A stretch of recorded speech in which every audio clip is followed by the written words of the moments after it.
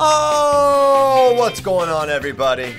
Welcome to episode 531 of FloWrestling Radio Live. I'm your host, Christian Piles, joined as always by the Angel of Death, Ben Askren, who's looking to fire anyone he can. That's what you are. In corporate offices, they walk around scared because they're like, who is Ben going to yell at today? Ben was so mad. Listen, yesterday, you were so mad that not only are you big mad on the show, it spills over into the text messages post show. We'll get a couple hours later, boom, more stuff about Wisconsin rankings, and then a little bit later, more stuff about Wisconsin rankings. It's like, what the heck, Ben? Well, you know, I think really highly of Flo, and when I see something that I know is so dumb, so terrible, with no reason whatsoever, I'm like, that is a stain on your reputation. You must rid yourself of that. A stain on our reputation. Yeah, absolutely. That's a little dramatic in my opinion. I don't know. I mean, I personally, I think you two should just hash it out and figure it out, because I think it's a little bit of you know, you're coaching, so you're a little bit biased, Ben. This is Wisconsin high school ranking, so it's near and dear to your heart. So I can imagine. Listen, Christian, it was even worse than I thought, because there was a couple of people obviously heard me talking about it on the show, and they brought up the same complaint. And the kid at 132 that the guy ranked second over my two guys who beat him at sectionals, it was even worse than I thought, because that kid not only did not take third in that qualification, he actually took fourth at sectionals. All right, well, hey, let's have it. Hey, you know what, Ben? We've got the man. Luke Lewison is on right now. Nice. Let's talk about it, because I'm trying to get to the bottom of this. I don't know a thing about high school rankings. Luke said he knows what he's talking about. You're mad at him. Let's go. Luke, thank you for coming. Say your piece. Well, you know what I also mentioned, Luke? Hold on. I heard later that day you got kicked off the Wisconsin forums for your behaviors also. What do you guys say for yourself? Well, it wasn't my behaviors. Our forum stinks. It doesn't cover wrestling, and it's for the state of Wisconsin. And I think that the owner of the site, who's a great guy, who's a nice gentleman, has figured out I'm starting a site that's actually going to cover wrestling in the state of Wisconsin. So it's a competition thing. It isn't a behavior thing. Yeah. But, I understand what he's doing. It's just they don't cover. They don't go to tournaments. They don't write about tournaments. They don't review tournaments. And he's an older dude, and I don't think he's got the energy to do it, and our state deserves it. So I'm going to do it, and because of that, I think it's competitive. Everyone's competitive. So. Let's get down to the heart of the rankings, yeah. I saw you had a problem, and I came to you, and I said, Ben, tell me your problem. Let's talk about it. And you didn't, and I understand you're a busy man, but when your tooth hurts, you should take a call from the dentist. Tell me, what is the rank? You called me? I sent you a text message. I said, hey, Ben, what is the problem? Tell me. I will explain why I made the decisions I did. Because I tell you what I didn't do is I did not go in lightly doing this. So is it 132? That's an issue. Yes, there's a bunch of them. Let's just start with the ones that are the easiest. You're ranking guys over other guys in the pound for pound. Like say Mason Deal, you ranked above Trent Joles, but then Trent Joles is number 2 on the pound for pound, and Mason Deal's not even on there. There's no consistency there. So there's two different things. Let's talk about kind of like the framework for what it is. The individual weights are a ranking of the resume from last year, period. There are guys that I think are better that I had to rank lower based on their body of work last year. The pound for pound, because you don't have the same head-to-heads, you don't have the same ability to compare, are more subjective. And by design, I did not want the pound for pound to be all juniors and seniors. But juniors and seniors have the best resume. So I said this is going to be... it's who it is, right? Isn't the pound for pound just the best guys, regardless of their grade? Yes, I consider dominance a lot more. I consider you have to consider head-to-head wins where you have them. But by and large, the reason, and there's like 3 different ways where that's the case, where the individual weights don't match the pound for pound, and that's because there's a bigger body of work that fields into the pound for pound. It's not just one season. But let's get into the line by line here, because, man, I spent way too much time doing these to not be able to defend them. I agree. Way too much time. So what else are your issues, Ben? You had dozens of them last time. What's the problem? Yeah. No, I did. You're correct. We'll have to go and find them. This is like when you had Jordan Burroughs and I sprung Kyle Drake on him. Well, did you like that? So wow, that's good. Yes, it is. No, I'm ready. I'm ready. Okay, 132 would be a great one. Cade Willis takes fourth at sectionals. The other two kids place first and second at the same sectional. They both go on to their place, I believe, third and fifth at state, and yet you move the kid a button. So I purposely yesterday and today I'm not mentioning names because I didn't feel I want to bring minors into arguments. So obviously, if you guys want to look them up, you can go look them up. But those are the kids. Okay, so with the gentleman you're talking about, I don't have any problem saying their names. I'm not going to judge them. I'm just saying what transpired. So Sherba, Goebel, and Cade Willis. Sherba he beat Cade Willis, so ranked ahead of him. Correct. Sherba beat Goebel 2 out of 3, but there was also the issue that Sherba lost to Mason McMillan, who Goebel beat, and he lost to Ethan Riddle, who Goebel beat. McMillan, So Mason McMillan graduated. Right? He's not. Like, He wasn't in high of school 3 last dudes year. in a paper, rock, scissors, and you have to make a decision. But wait, Sorry, I Cade spoke Willis over didn't you even go to again. What was state. Yeah, Mason McMillan has been in high school for 2 years. Okay, but he beat Josh Sherba. Okay, 2 years ago. No, he beat him last year. See, that's one of the things Mason McMillan is a Reedsburg kid who graduated 2 years ago.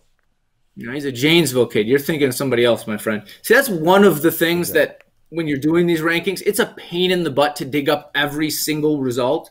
But when you do, you're thinking of Mason McLennan. McLennan. Okay, McLennan. I called him Mason Mack right here. So yeah, but from Janesville, he beat Sherba and Goebel beat him.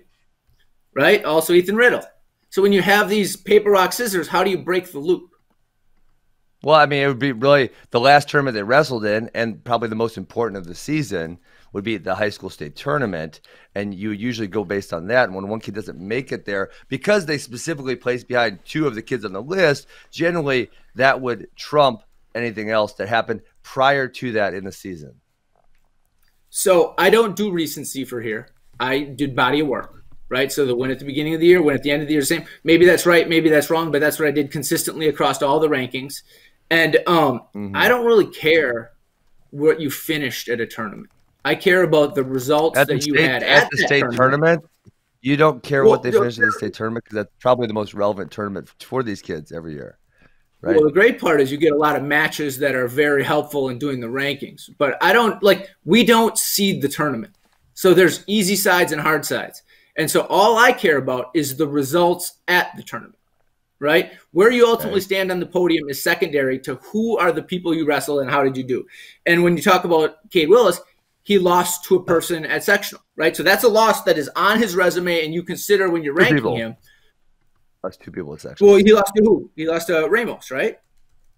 Corbin Ramos, who also didn't make state. Yeah, well, isn't it you lose to a guy and then he loses to a guy, so you're out. Well, anyway, it was I in spent the third a lot place of time match. with that. Those 3 are close, but I will say that when you have the paper, rock, scissors loops and you have like conflicting head-to-heads, certainly another person could look at that same data if they actually had all of the matches, and they would say one's 2-3-4, one's 2-4-3. What happens with Willis is he only had 4 losses versus 11 and 13, and when you have guys that don't have the same schedule, you have. It probably helped that he didn't go to state, that he didn't take a few more losses, for one. And for two, I mean, both those other guys go to Cheesehead, which we know is the toughest tournament of the year in Wisconsin. And you take very many losses there. All right. Absolutely. Okay. I want to step in and moderate here. This has been good. Luke, I appreciate you coming on. This got so Wisconsin-y, I don't even know what to do with myself. But Luke, it is very obvious you spend a lot of time on this. We appreciate your work. We defend you and your work, and thanks for coming on and duking it out with Ben. So appreciate your work, and I had no idea what was said. So I think it's time to go. But appreciate you guys. Thanks, Ben, for being a good sport, and we'll keep it moving. So thanks, Luke. Thanks, guys. Appreciate it. Okay, that was so Wisconsin-y. I didn't know what to say or do or know what anything meant, and I'm pretty sure. Did you realize how he didn't know what he was doing though? No, because I couldn't follow it because the names were like, if you said like, okay, Cade Brock and lost to this guy, it would like me, but then I forgot the name, so no. But we did that. Is he fired yet? He's not fired. He is hired and remains hired. Dude loves Wisconsin wrestling, that's for darn sure. Okay, so Ben, he got some issues, that's for sure. You were I'm not sure which way you wanted to go, but what? You have some you concerns about on the Ohio. Yeah, the Ohio thing. Oh my gosh. Yeah, talk a little about that. Yeah, because this has wrestling import for sure. It has a lot of import. So they said I should just go to the article so I have it up. Okay, so they said the headline is not even as bad as the article. You have to have competition. Contact sports have to have COVID testing. Okay, includes wrestling, football, basketball, rugby, field hockey, soccer, lacrosse, wrestling, hockey, boxing, futsal, and other martial arts. They have to have a test before 72 hours before, and they also have to remain quarantined after said test. Now, is this going to happen for every single football game?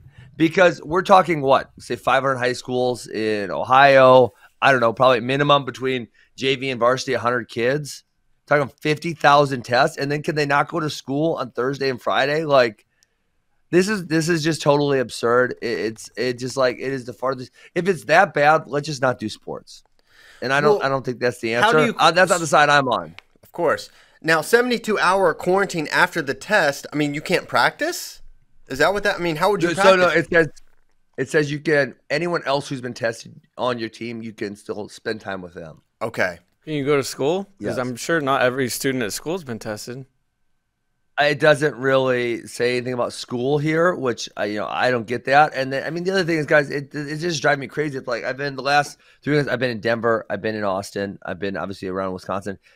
This does not reflect reality whatsoever, right? People are out and about living their lives, and you're going to put something so strict. I think probably just to try to look good, like you're trying to do something really cool. But it's like, listen, and then, the other thing is like college kids all going virtual. And I said this to one of my college kids the other day.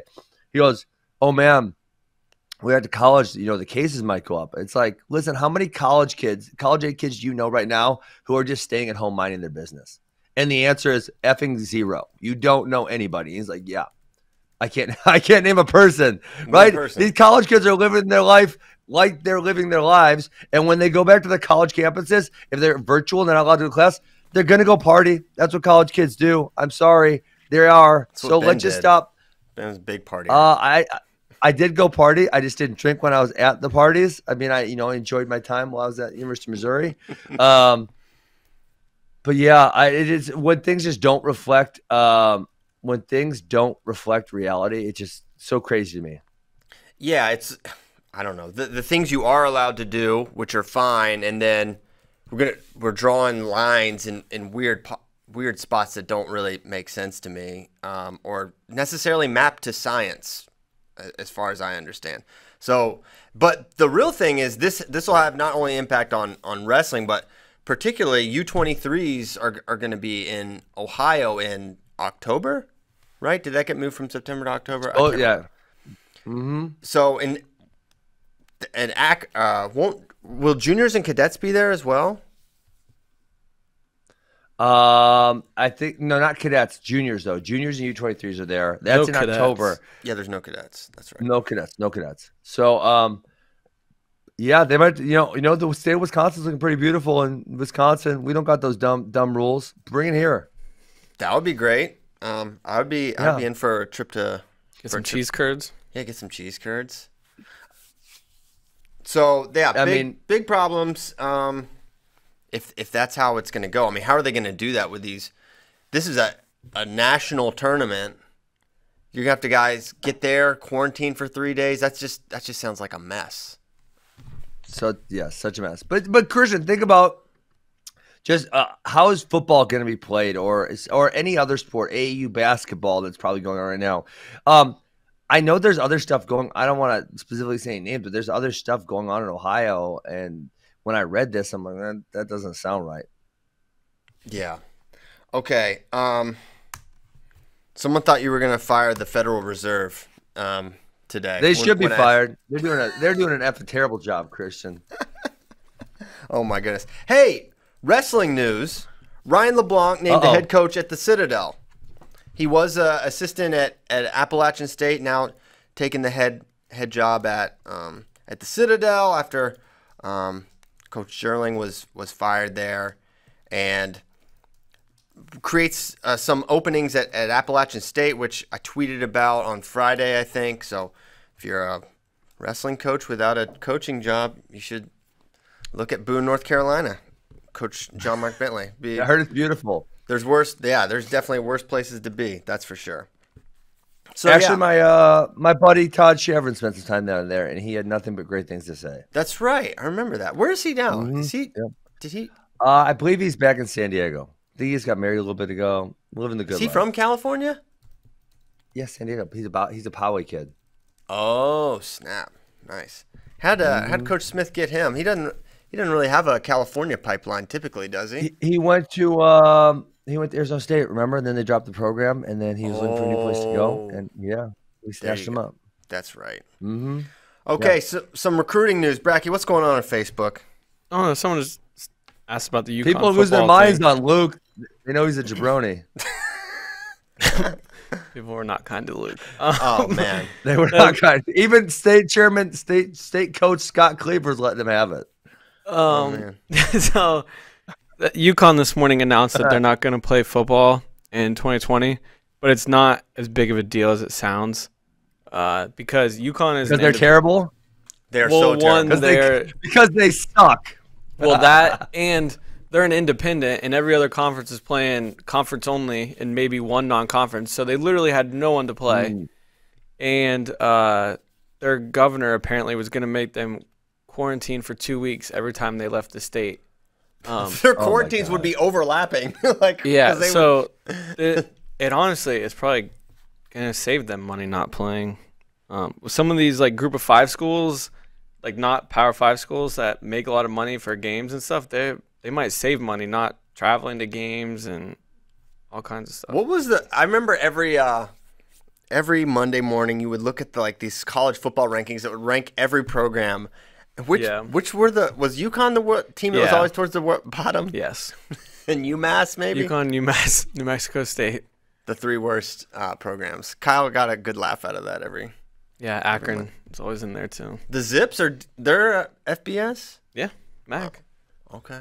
The Zips, that's a great name. P.S. I always love that one with Akron. It's like, really? We're the Zips. Okay. The kangaroo. Yeah, it makes tons of sense in Akron, Ohio. Okay. Kyle, give us a rundown on some recruiting news. 2 pretty big prospects off the 2021 big board. Yeah, Cooper Flynn.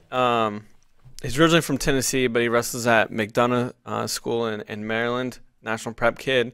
Currently ranked number 3 at 126. He commits to Virginia Tech. He's definitely a 25-pounder. I believe wrestled 13 last year. Going to wrestle, or maybe 20 last year. Going to wrestle 26 this year. National prep champ, Ironman finalist. Number 21 on the junior big board, 2nd top 25 guy for your Hokies, Christian. Got to be feeling good about that. Got to feel good about that if you're a Hokie fan. And then Andre Gonzalez a little bit later in the day did an interview with Mike Mount, and he announced he'll be committing to Ohio State. He's number 39 on the 2021 big board. He was double Fargo champ last year, junior 106, Cali State champ. Sounds like he's currently ranked number 4 in the country at his weight, and that's the 2nd top 100 recruit for the Buckeyes as well. He joins number 7, Patty Gallagher. But yeah, some recruiting pieces started to fall, and we got school lists from both those kids.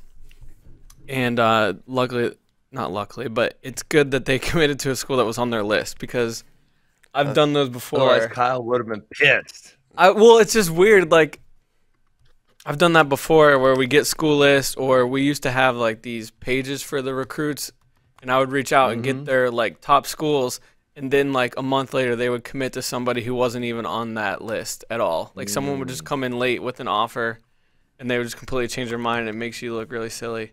But both those schools were Flynn got an official visit into Virginia Tech before things got shut down. Well, no wonder he's going. Well, that's the hard thing, guys, is there's been, I mean, kids still aren't allowed to visit. So we're talking since March 15.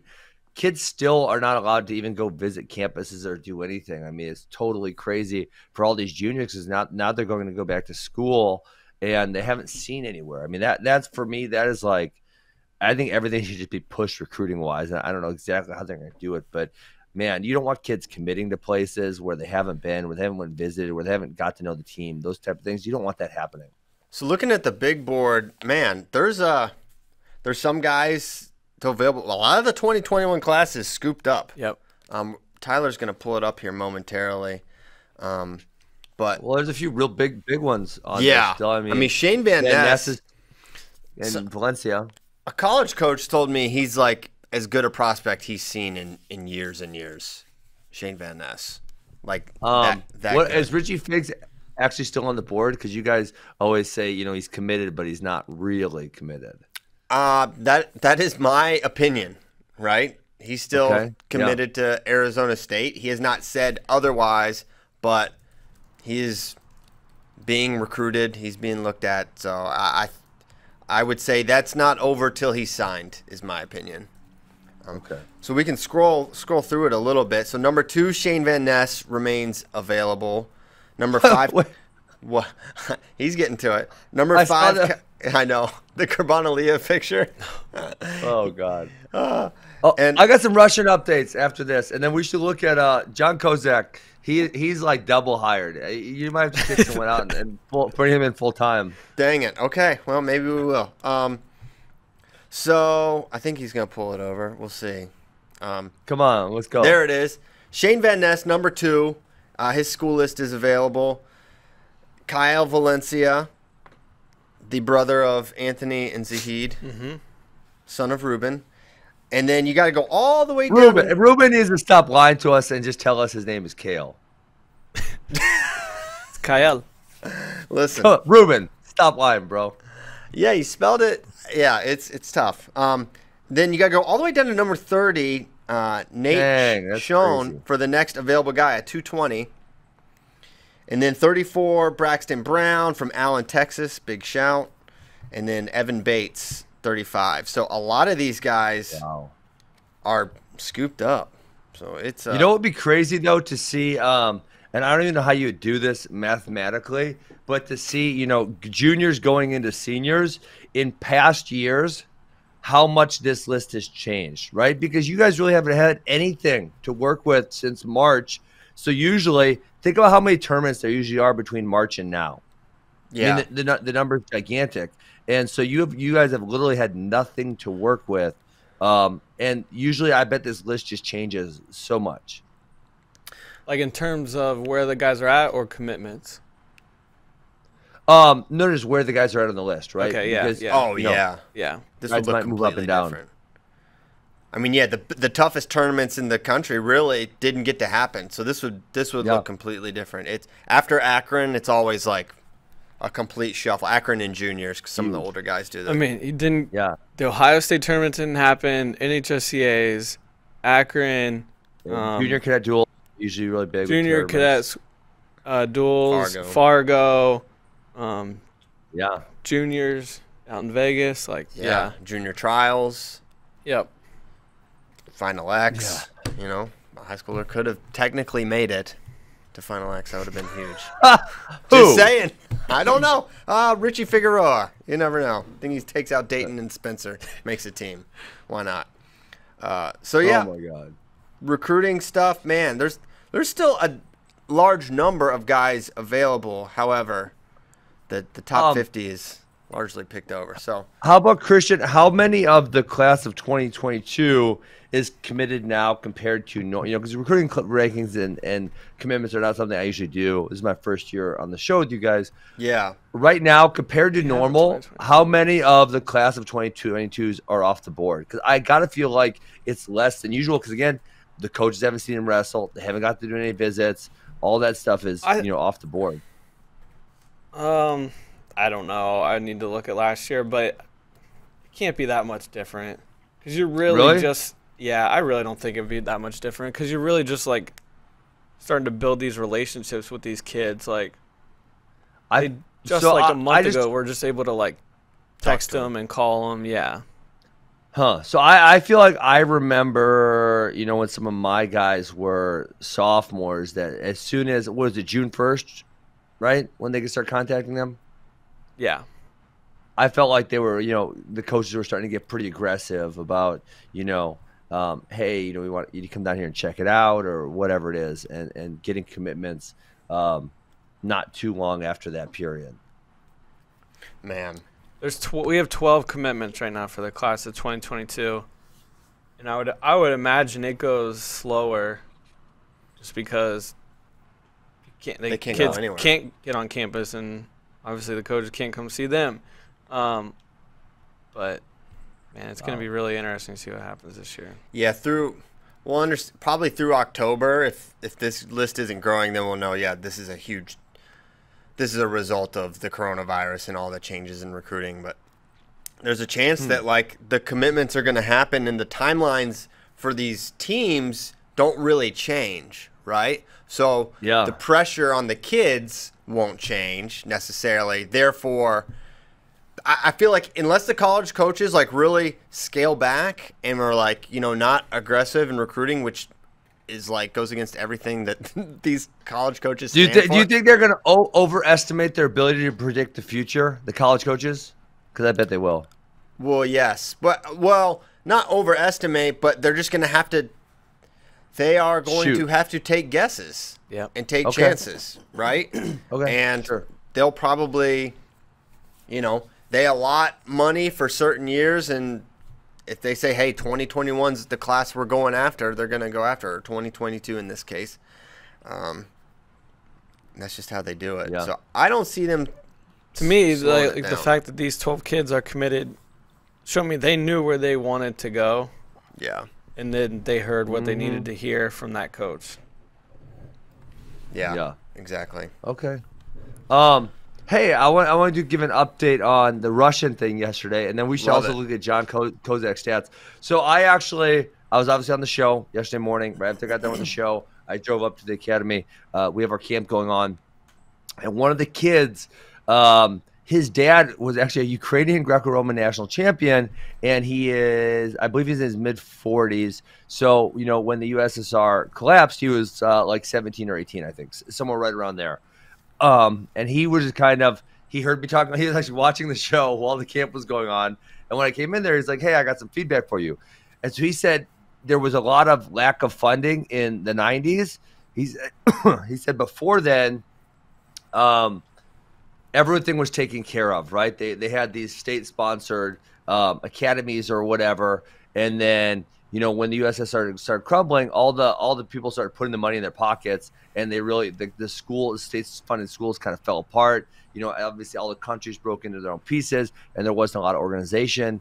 And so he said, there was a lot of fall off in that early to mid 90s period before it picked back up. Wow. So very interesting. Okay. Where do we want to go? Where do we want to go next? Well, what about the John Kozak thing? Like, did you see that? Which thing? That was the man tweets a lot. He put up. He did what he did with the United States wrestlers. He did with the Russian wrestlers. Oh snap!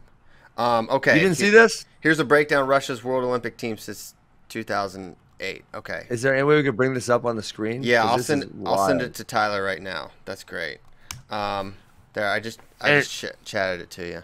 Cool. I think Tyler now knows just to have John Kozak's tweet on just ready to go at all times, because he knows we're just gonna address a John Kozak tweet at some point. I mean, it's crazy how good Russia was during this period, and even like some of their worst years are similar to our best years, right? I mean, and some of their best years are almost unfathomable. Didn't they like? Wasn't there one year they won all but one weight? 06, I think they were 37-1. That's prior to when the list starts in 08. Wow, he kind of mailed in this list if he didn't include 06, huh? Just kidding. So, as we look at it, starting in 2008, which was the Olympics, there's 7 weights, remember, at this point in time. There's 7 weights. They had 4. Oh, hey, Rob. Sorry, Christian, I apologize. You know what? I'm sorry. I cut you off. Let's go to this. And then Robert Finkel has a really good Facebook chat. Okay. Okay, so you interrupted me to say to keep going. 24. To say I'm an idiot. I apologize. No, you're not. You are not an idiot. It's good because maybe we wouldn't have remembered to come back to it otherwise. So, okay, we've got at 2008, the Olympics. They had 4 golds, 2 bronze, and 1 DMP, which was Farniev, who went 2-1 at 65. And he also went. There's one that didn't win Russian nationals. That was Besic, I believe. Jamal Otar Sultanov, who was really, really good, won Russian nationals. He was so good. But they sent Besic. You ever seen Urbek Farniev dance? Oh, is that him? The Lesginka guy? Oh, I don't know. They put YouTube videos up of him, and it was, oh my gosh, it was hilarious. Okay, move. Then in 2009, same situation, 7 weights. They go 4 gold, 1 silver, 1 bronze, 1 DMP. Guess who DMP'd? Freaking Gadisov. Yep. That's insane. So he's a world champion, only placed 1. 2010, 4 golds, 2 silvers, 1 bronze, everyone placed. So crazy. That so is crazy. Mind-boggling. So all of them won Russian nationals. See, this is a funny thing. Almost all these guys won Russian nationals, which is their trials, right? But there's like a thing where, everyone acts like the Russians send the guys that have the best internationals, but by and large, their system is really similar to ours. They send the guys that win nationals. Now, sometimes their nationals just happen to be rigged. That would be a wrinkle that differentiates us from Russia. I would have to say, I will acknowledge that. 2011, they had 2 golds, 1 silver, 1 bronze, 3 DMP'd. Oh my gosh, our pets' heads are falling off. Year.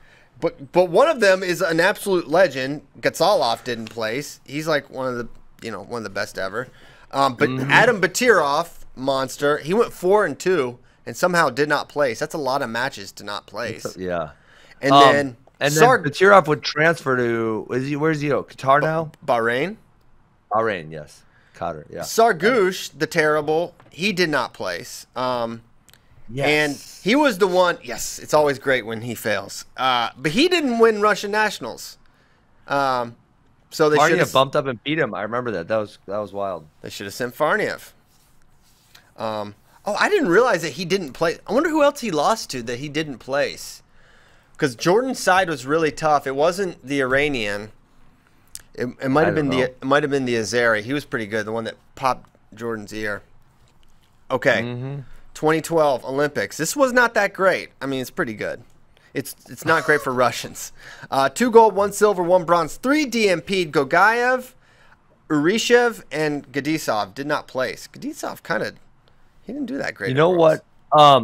We talk about America really struggled at 65. I mean, if there's one weight Russia really struggles at, it's 86. There's 2 DNPs on here. I think there's a few more if we keep going. Yes. That's one of the weights that they're not all that great at for whatever reason. No, you're right. You're right. Actually, kind of the middleweight, they're kind of hit and miss too. If you look, Farniev, DMP'd, they went silver. I mean, it's way better than America. But DMP, bronze. I mean, we'll take that. But, just relative to their other success. Look at their lightweights, though. My goodness. Bronze, bronze, gold, bronze, DMP, bronze, DMP. Yeah. So, I don't know if we want to go through every year, but this is kind of fun. How about, let's talk about my favorite year, 2017. 0 golds for the motherland. You got to love it. Well, you know why? Kyle Frederick Snyder. No. Why?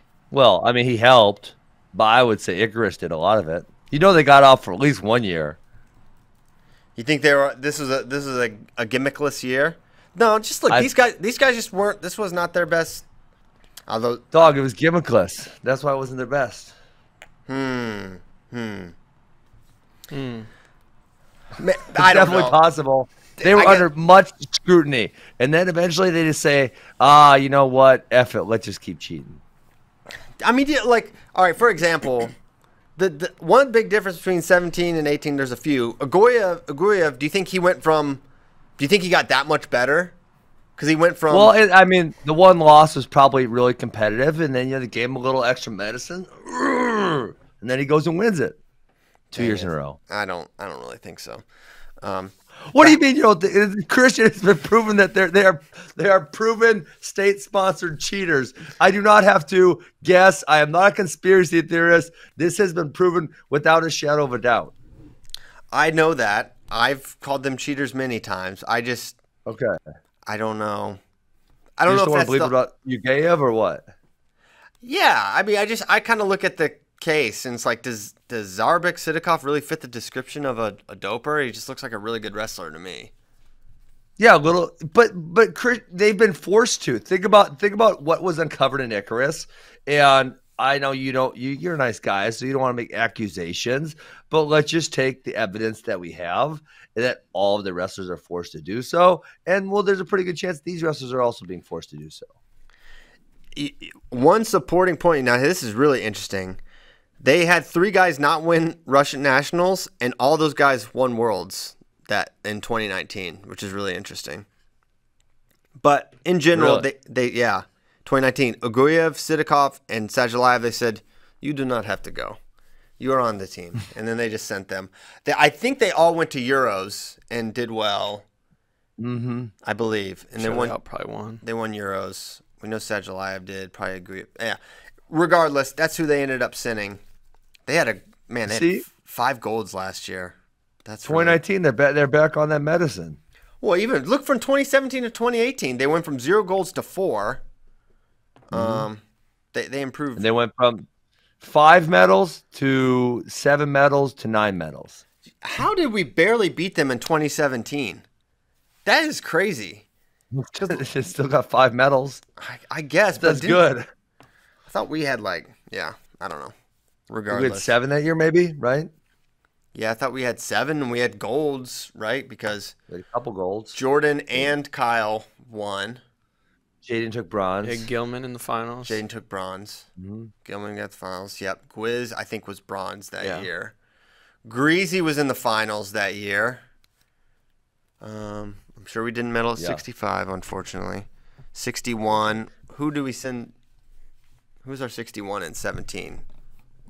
Or was that Logan? No, not Cologne. No, Logan was 16. Oh, it was. You already got tech fault twice, remember?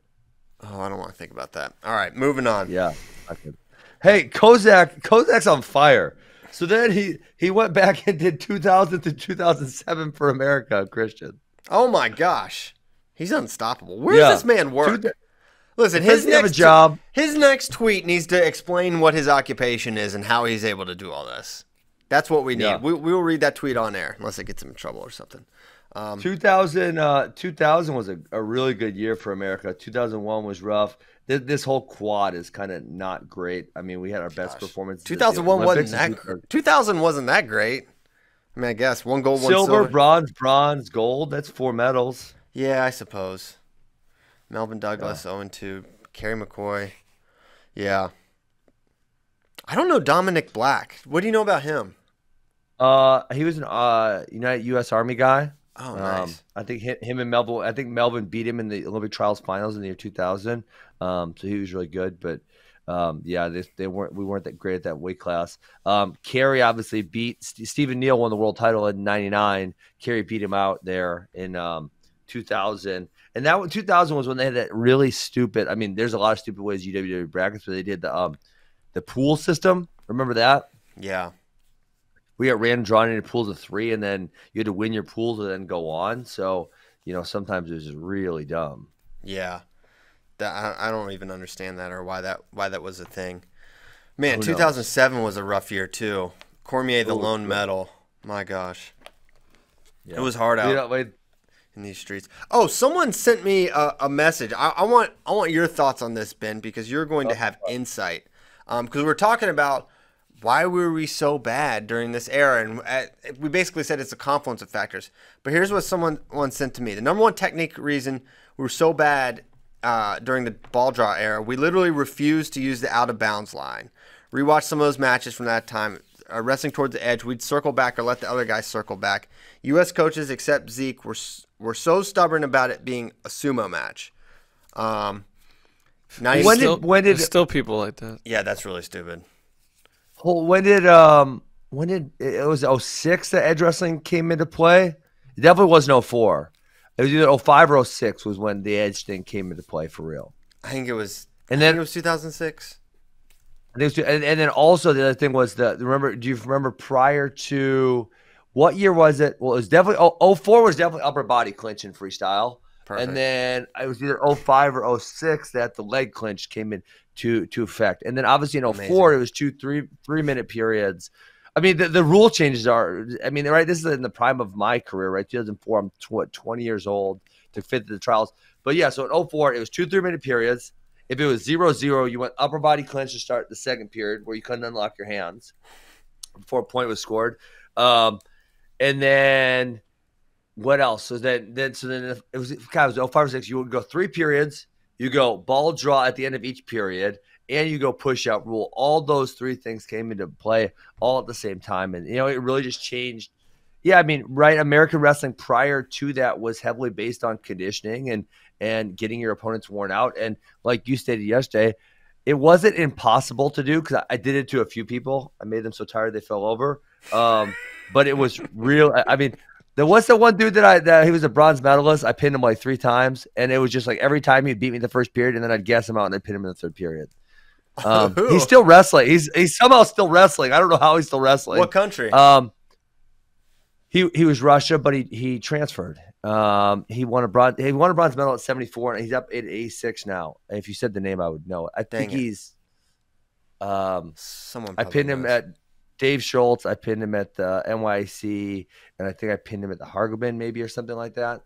Let's get in. Yeah. Facebook. Anyways, Someone will have that name for us. Yeah, but it was besides him, it was almost impossible to gas people out.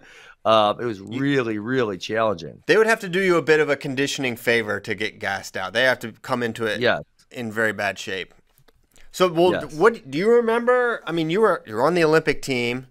How much do you remember about the focus of edge wrestling and getting step outs? We definitely weren't good at it. I mean, and listen, that it was. There's obviously been an evolution. People on the edge right now are so flipping good, and we spend a lot of time with it here at the academy. I mean, I think Iran was the first country to really, really effectively use like underhooks and seatbelt position on the edge. Mm-hmm. They're so good there, but now it's I don't want to say commonplace, but it is. The skill level on the edge is so much higher than it was a decade ago. I mean, it's crazy how good people are there. Yeah, I think it's probably Jordan Burroughs' ability to score step outs off of a variety of ways, but including leg attacks is one thing that has made him just one of the great. He does this single leg and then just push. I mean, that's really effective. Yeah, and it seems like it's just like really simple. He just gets a single leg and pushes, but there's a reason. Simple. There's like there's only a few people that can do it, right? Yeah, because you got. I mean, obviously the top guy's not just going to let you push him out of bounds. He's circling one or the other, and Jordan's so good at finding the balance of getting his head in, knee sliding the correct direction, and keeping his back and neck strong, where he can really get a good push on the guy. Yeah. Okay. Now, what was the thing you wanted to talk about? The big board. Oh, let's scroll back. Kyle, you saw it. It was someone did research while we're on the show. It was fantastic. Yeah, he said as of August 15th, 2019, that 24 kids were committed in the class of 2021. As opposed to 12 this year. 12, yeah. Wow, okay. Thank you, Robert Finkel. Yeah, that's really significant.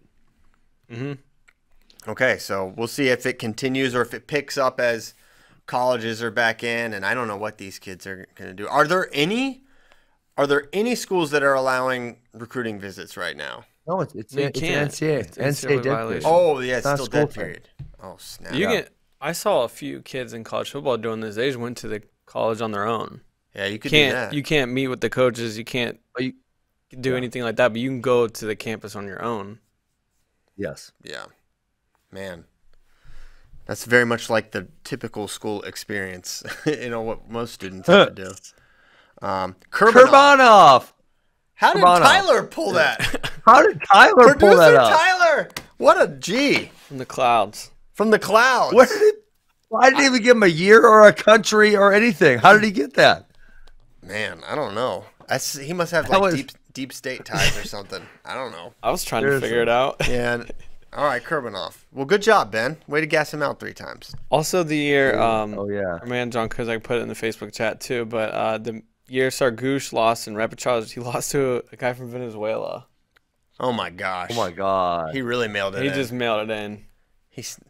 They're so like gold or bust there. It's like, there is no get the next best thing. It's like you didn't win. The whole thing was pointless. Get the heck out of here kind of thing. And only Sadulayev wrestled at 2019 Euros. No Sedakov or Guev. Huh. Interesting. Wow. They had little Sadulayev Sadulayev. he was riding his horse.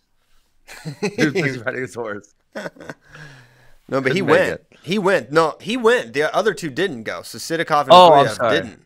Yeah. I heard you backwards. Kyle, did you DM Sadulayev the information about his testing? I didn't. He told me not to. I'm trying to help the guy. I don't know. I think I'm sure he's on it. You know what? I don't want him I don't know that he's on it. He's missed 2. Maybe. Well, here's the thing. Maybe he doesn't want to be on it. Maybe he's like, you know what? I've done my time. I'm tired of the pressures of people He said he knowing. wanted to win 3 Olympics. Things change, man. Dog, he also come wants to on, have 5 Christian. kids. He only has 1. He's like, I gotta catch up. He wants 3 wives too. Stop. Listen, if I'm Sadulayev in Russia, I'm getting 3 wives. Simple as that. Man, it's not Mo money, Mo problems. I'm sure. I can't prove it, but I bet more wives. More horses, no problems. That's definitely true, and I'm sure that more wives is more problems. That is not. That's just my thought. That could only lead to more drama. Yeah, you never know. Maybe they get along. Baby mama drama. Yes, very, very literally. Okay. Why don't we go to some questions, because we have some good ones. So we'll get to those. Oh. This Sometimes, Christian, I don't look at the questions, and then you ask them like, oh shit, I should have looked at them. So I'm gonna go look at them. okay. I do that every show. Yes. I love the element of surprise. From the Scan Man, I still watch the Brock Brewer Bedlam match once every once. So do we. We pull that up at least every 6 months and watch it and hear Jack Spates get mad at No way. No way! Red Sights is a good ref, but there's no way he's so mad. There's no way he was pinned. We could probably almost do the entire commentary of that match. Right now, do it. He's like, right okay, now. so it starts off. He's like, oh, this Cade Brock, he's character. slicker than an I oil tell you. spill. And like right when he does that, He goes, he is. Cade hits that little shuck by, and go- scores 2, and he goes, ho ho! Oh! He's like, he is slick. It's like, boom, slide by too. He's like, ho! He's like, I told you he is slick. But I mean, like, the action happens so fast, and then they're screaming like crazy. Yeah, that is. But the question is, can you think of a more thrilling NCAA debut than that one? I thought for sure Cade would be the next star of college wrestling after going crazy that first match. As we all know, as listeners all know, Cade Brock is near and dear to my heart, and I thought the same, and this exhilarated me so. And yeah, I thought this guy's going to win multiple national championships. He just pinned. I mean, look how dynamic he is. Not only is he hitting slide bys, he's throwing this dude to his back. Now, Brewer was always a mix-it-up guy, right? Yeah. So, like, him getting scored on was nothing you would ever freak out about. But for him to beat him that way, yeah. I mean, first of all, no one knew they were going to pull his red shirt. If we want to go, had no idea they were going to wrestle Cade Brock right away. So they pull his red shirt that match. They pull him against the returning national champion. It is Bedlam, and then he pins him. It is like 3 just completely insane things from to happen. It all happens in like less than 2 minutes. He pins the guy. It's somewhat controversial. And then He was pinned. he was Like right when he slapped the mat, he like moved. He was pinned. He was He was pinned. pinned. He was That was a pinned. pinfall Yes. for Cade Brock. And so Cade, he wrestles that year. He's doing really good, and he tears his ACL against Nashawn Garrett at the Southern Scuffle, and he's out for the year, and he comes back, and he's still good, but it's never quite the same. So I cannot think of a more exhilarating redshirt. It was really cool how Kyle Snyder announced, like, New Year's Day at midnight. He announced, "Hey, I'm coming back to the Buckeyes." Wait, this says NCAA debut though. Yeah, it wasn't his NCAA debut. It says sophomore year. I lost to Chris Pelton in my NCAA debut. That's thrilling. It was a good match. It was a good match. He barfed on you. Yeah. So Max beat JD Bergman, who was ranked #1 at the time in his NCAA debut. So it's definitely an Askren or Cade Brock, or Mark Hall's debut was definitely insane. You don't want to think about that. But it was insane. They debuted this man at Carver Hawkeye Arena. Holy cow. Welcome to the big leagues. But then he ended up winning the thing. That was a pretty cool one because whereas the Cade Brock was like this element of surprise thing, Mark Hall was a will they, won't they for that duel was in January, I think. From basically, the scuffle, he wins the scuffle, and you're kind of always wondering because it's like Gino and Shakur are their starters, I believe, and you're like, Mark Hall is definitely on this team. And then, boom. We didn't know really until kind of that day they were going to pull him. So that was definitely thrilling, even though it wasn't like Cade Brock where he won. It was still like it changed the NCAA wrestling landscape, right? For sure. Yeah, for sure. Spencer Lee's debut too. I mean, Ray Von Foley. Yeah. I mean, he pinned him in like 50 seconds. Yeah. And the place just went nuts. And he just kind of looked around and was like shaking his head. It's like, yeah, I'm here. Yeah, he's like, it's about to go down. He's like, this is going to happen for a while. Yeah. It was just kind of like, yep, he's here. Yep, he is extra special. I'm trying to think of others. I don't think Dake's debut was against Alex Crom. I think it was his home debut. Alex Crom was ranked #4 or something for Maryland, and Dake body locked him late. That was dope. That was really freaking epic. He clapped really hard after that. Remember he's like Kerry Collette in the film. I think it was technically like maybe like his second match, but he pinned one of the Zaddiks in Rec Hall. In his second match? Yeah, he talks about it in the Flow film. I think they'd wrestled. It was like a Friday Sunday thing. I think he'd wrestled one on Friday, but it had to be Bill. It couldn't be Mike. For sure. I couldn't remember which one it was. Dang. Okay, so those are some pretty good debuts. Are there any offered in there? Someone said Abe Assad debut for Iowa. Okay, that guy just likes Iowa, and that's fine. And that is fine. It is fine to like Iowa. It is not fine to think Who did he beat in his debut? I can't remember. Vince? No. It was against Indiana. Oh, snap. I thought it was Taylor Venz. That was kind of a cool match. That was soon after. I'm pulling it up right now. Bracky's pulling up. Jacob Hines, 6-2. Okay. That was Cade Brock. Pinning Cody Brewer to Hines. I don't know. This one's going to come down to the wire. Yeah, so those are the ones. There's nothing cooler than a red shirt getting pulled. It's such a fun thing. It's like, oh my God, okay, it's happening. Yeah, it doesn't really happen. I don't know. Maybe it happens in other sports. Gable's debut was pretty awesome. I don't remember who it was against. He beat Derek White. Derek White, and he kind of partied on him. Yeah. He partied on him for sure. Yeah. He was doing dance moves. Oh my gosh, Gable is so good. Okay. Give us some more. These are fun. I love this is a good one. Debuted at National Duels and pinned West Hand to beat Iowa. He cradled them. Yep, that's a solid debut. That's huge. But that technically wouldn't be his debut because if he had National Duels, he would have wrestled 3 matches prior to the West Hand match. So if we're gonna be technical about it, not necessarily. Maybe they didn't need him in the other ones. Maybe they're not contractually obligated to wrestle him. While it could be possible. Yeah. No one could ever know. No one could ever know. How could anyone ever look that up? That's the crazy part about it, Ben. We'll never know. We have to do a show with you and Chael at some point. That has to happen. I'm sure we'll have time. There's nothing going on for quite some time. Okay. Next question. Man, someone asked about the explosion in Beirut. That is freaking scary. Ooh. Did you see this, Ben?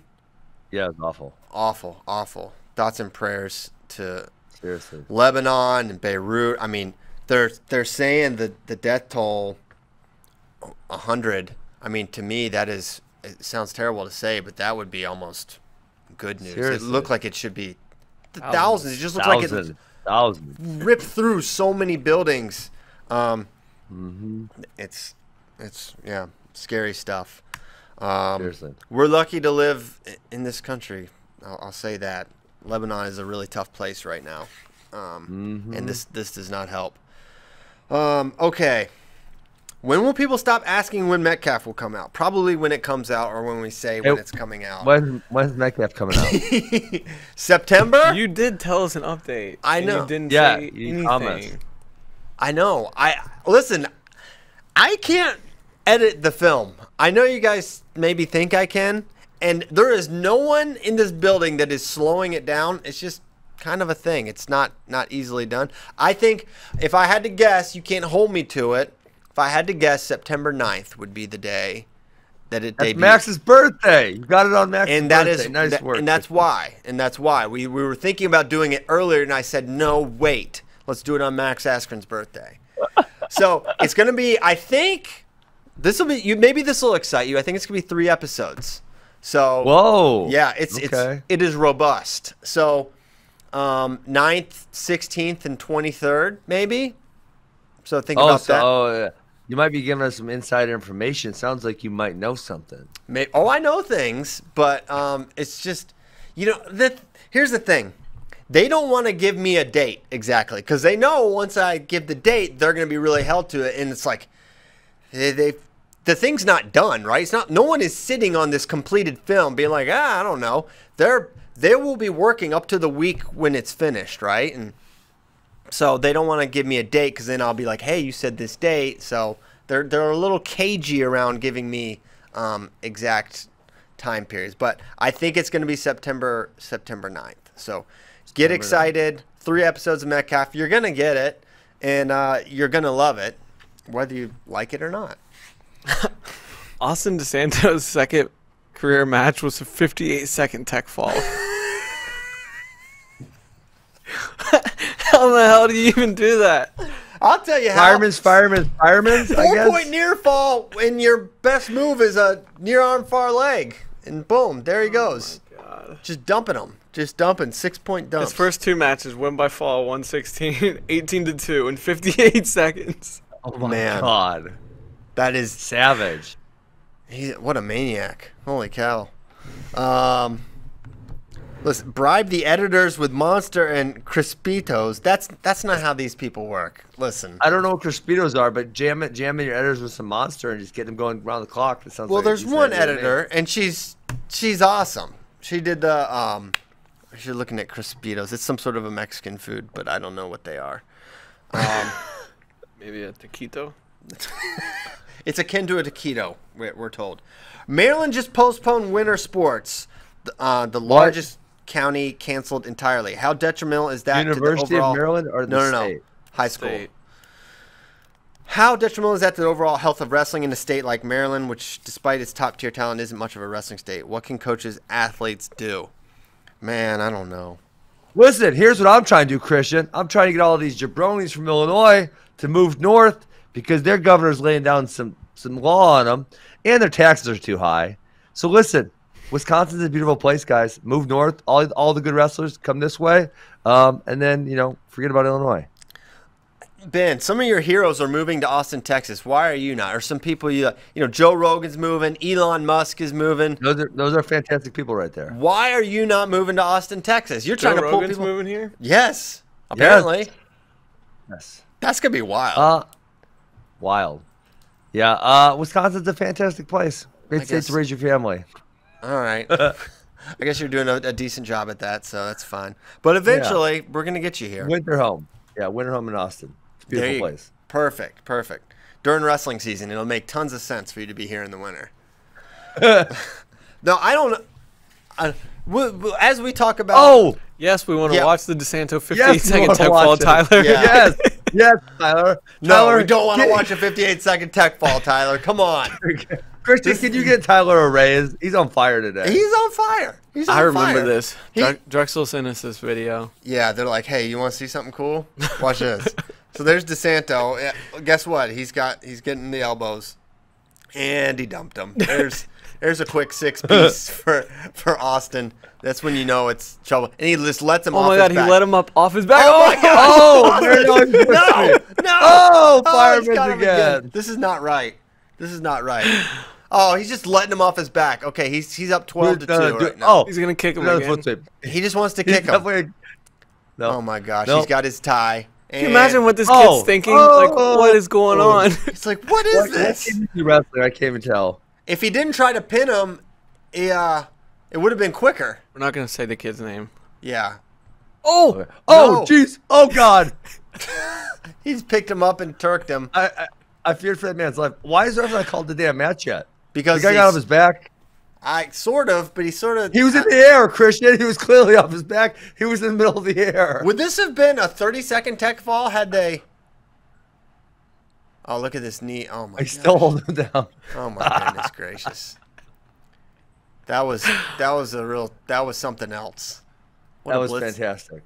Talk about a blitzkrieg. And he's gone. And he's gone. And then he Wow. left Drexel. Okay. Oh, Holy That was cow. wild. I don't know what to say about Maryland. It's just sad. Stop setting up the show. Our man Craig McCorney just said that Colorado pushed their season to January. So they're going to go like January to March, I think. I think there's going to be a lot of people that do that. I feel Man. like. This is going to be a weird season. Okay. Wisconsin's still doing high school sports starting in like 2 weeks. I think football got pushed till September, but most of their sports are starting, I think, August 15 or whatever the Monday, August 17. Who have been some of the best high school recruits to decide not to go D1? Asked Cooper Wills. Only Who a was- couple. Yeah, not too many. I mean, Joey Davis. Joey Davis Yep. is probably the number. He's up there. As far as, He's I mean, up you could there. say like Henry and Pico, but not really that. It's just like who went D2 yeah. or any. Didn't Wisconsin have like an upperweight guy that got in some trouble but was like a big recruit? Oh, Devin Peterson? Devin Peterson. But he bombed. Well, he tried to go to Wisconsin. Oh, And then he got in a bunch of trouble, and then he tried going somewhere else, smaller school, and I don't think it worked out. is it Does like Tervel count? Because like coming out of high school, he wasn't. he was what- not a recruit, Right, right? that's what I'm saying. He just ended up being awesome. What about Well, then Marcus Warner? Levestre, the guy who beat me, was really good, but he went to Minnesota for a year. okay? Yeah. What was the Tyler Warner? Is that his name? Oh, yeah. UPJ? Yeah. He's at UPJ now. He went somewhere else. He was at first. Wheeling Jesuit. Oh, yes. Yeah, he was a 3-time Ohio State champ, got upset trying to win 4, and had been like, I don't know if he won Ironman, he was in the Ironman finals. Very, very legit, yeah. I guess Destin McCauley tried to go to Nebraska. He was Wisconsin. Don't think he ever went. Yeah, he was. Yep. Wisconsin had Destin, Thielke, Devin Peterson. I think they were all like the same class. I don't think any of them ever wrestled a match for Wisconsin. No, Jesse Thielke did. He Oh yeah, wrestled a Jesse. year. Yeah, he qualified for NCAA. Sorry. Yep. Yeah. Beyond that, yeah, those guys had a lot of buzz. But yeah, Destin, I don't think ever wrestled a D1 match. I don't think he ever started because he couldn't beat out Soufflon at 149, as I recall. So yeah, and then he went to Kearney, I believe. Okay, so that's some of the guys. Okay. Hypothetically, if Snyder and Cox did face off on a flow card, who would this benefit more going into trials?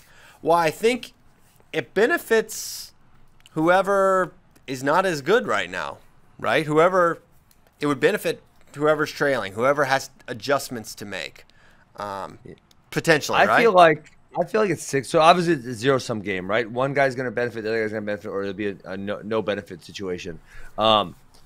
I feel like it's 6 minutes. They've trained together a whole bunch. Like they have an idea of what each other does, and it wrestles like. I don't feel like it's going to be a huge benefit within the 6-minute window to figure out. If they maybe never ever wrestled or never ever worked out, I would say yeah, you're going to figure some things out there. Like, for example, Kyle Dake, I don't think it ever worked out with Frank Chamizo, and he said, wow, it really surprised me how strong Frank was. Yeah. But these guys, they're so familiar with each other, I don't see it being an advantage either guy. Yeah, I think it might be. I don't know. It's like, how much can you? I mean, everyone can be scouted, including Jaden Cox, but Yes. Jaden just can be so different in so many different. He can just present. He can just be like, all right, I'm gonna wrestle this way, this time, this way.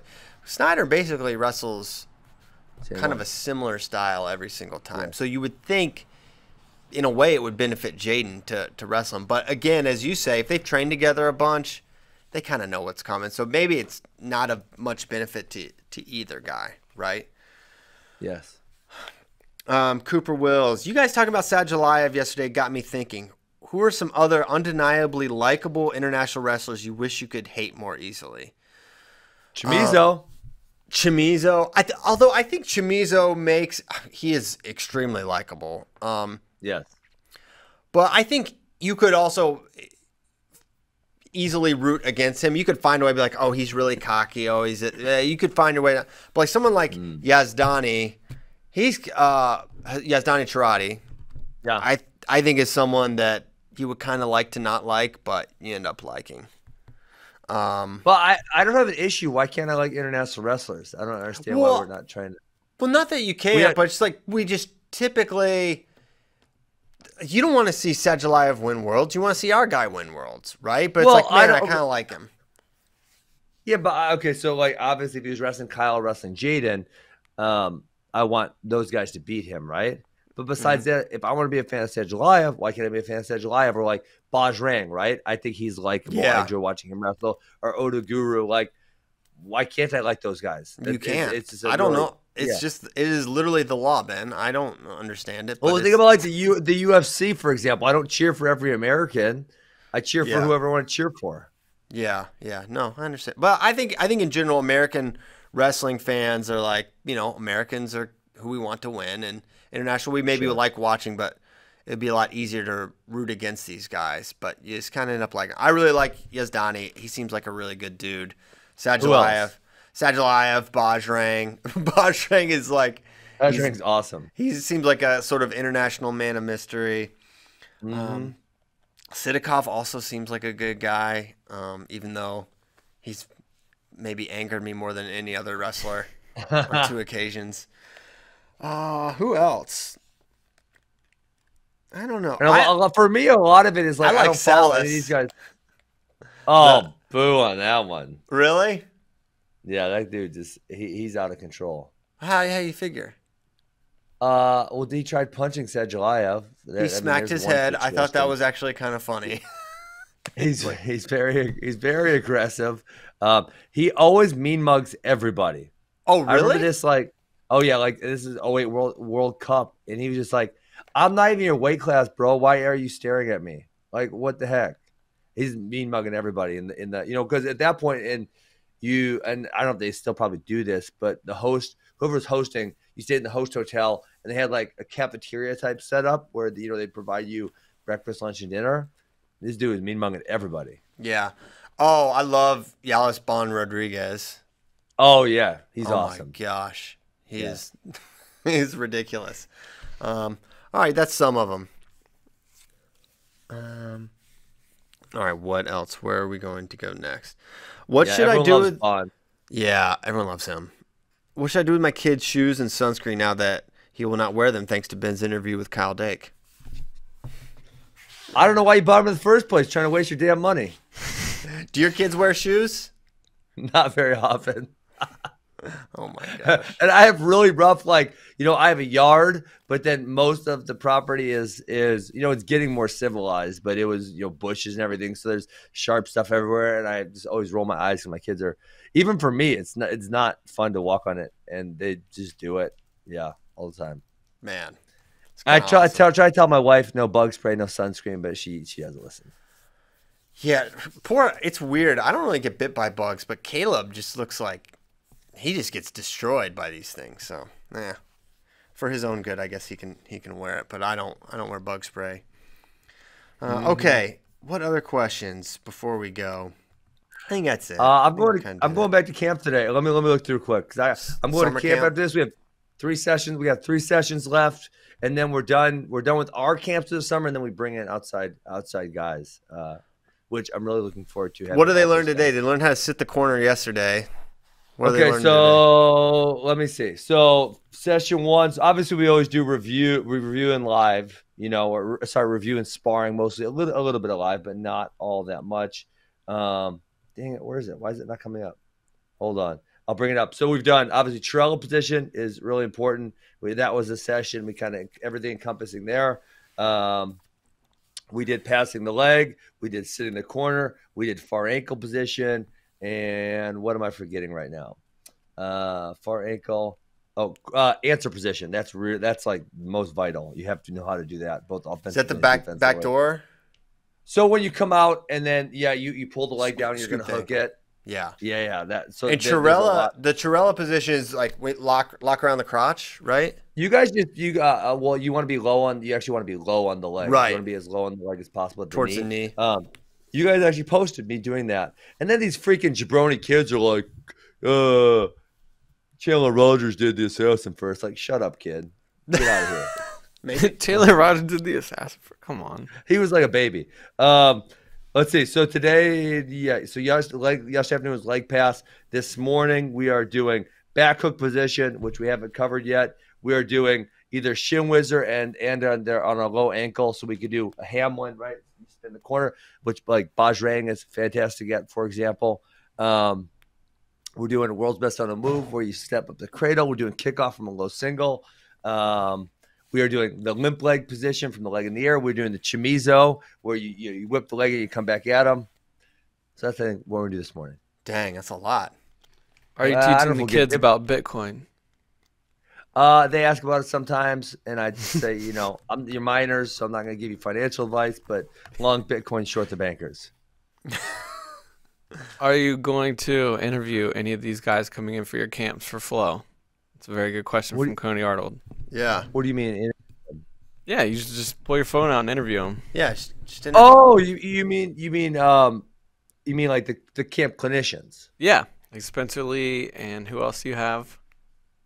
I have Spencer Lee, Evan Wick, Alex Derringer, and Yanni. We're doubling Yanni up. He's teaching in Mequon and he's teaching in Green Bay. Whoa. Dang. Yeah.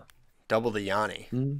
Yeah, so feel free to interview those guys and just put them up on Flow, or we'll just play them on the show. I didn't think about it. You guys got could I kidnap them and make them? No, they're going to be here on Friday, Saturday, so I don't believe I could kidnap them and make them come on FRL. No, that's okay. Mostly joking. Well, hey, it's camp season. Congratulations. Have a good day. Joe Caprino wants to know if you fired any clinicians. Yeah, how often do you fire clinicians? I've never fired a clinician. I will tell you, there's one guy. I will not say who this is in there. This man came in. I was in Asia at the time fighting, right? And so one of our other coaches was I think Max was out of town too. I can't remember why Max wasn't there. Maybe he was taking our kids to a tournament. I don't remember what it was. Max was there. So another one of our coaches was taking care of him. And this man didn't show up for session. They were trying to find him everywhere. He got hammered the night before. And we finally got him there just after the session started.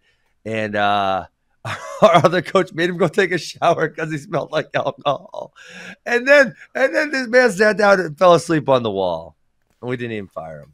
Probably should. Oh, my gosh, Ben. That's not a ringing endorsement. But don't worry. Just the entire wrestling world is listening right now. It happens, yeah. I guess. Yeah. It's never happened to me. I did not give any incriminating personal details. Yeah. Yeah. And I forgive them. Listen, they make mistakes. They were younger at the time, made a mistake. Happens. Yeah. I think everyone was younger for something that happened in the past. But that's just the way time works. Except Kyle Dake. Other than Kyle. So we know it wasn't Kyle Dake. Which we probably could have guessed that anyways. Tyler, thank you so much for producing the show so excellently. You can play us out. Thank you to Ben. Thank you to you for listening so faithfully. 531 strong. Thanks for Kyle Brackey for cracking open a can of Coke every morning, crushing it. We'll be back tomorrow, last show of the week. Send your questions. Send your thoughts. We can't wait for them. See you tomorrow. Thank you.